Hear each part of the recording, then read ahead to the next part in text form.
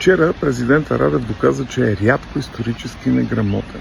Освен, че България щяла да спира кръстоносния поход на Европа срещу Русия, се оказва, видите ли, че ние сме били длъжни на Руската православна църква конкретно за нашето освобождение. За дали премиера Радев знае, че всъщност когато България се освобождава от османска власт, в Русия дори няма патриарх, защото е махнат още от времето на Петър I.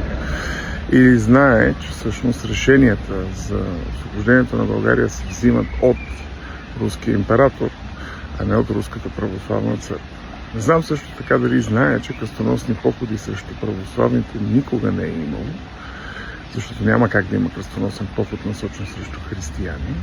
И сигурно си мисли за Константинопол през 1204 година, как латините го превзели и как този поход бил срещу Византия.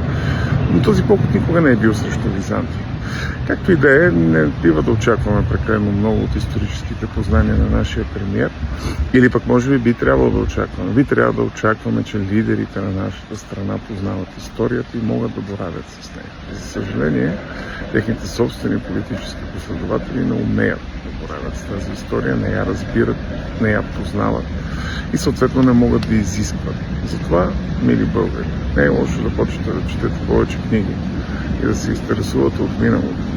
Защото в момента ужасно много се излагаме пред Европа с изказванията на нашия премиер, които освен, че са исторически, са и политически нелепи.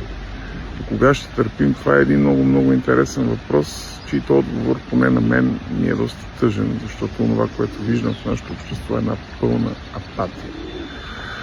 На този етап от България в Европа нищо не може да се очаква, което е тъжно и жалко.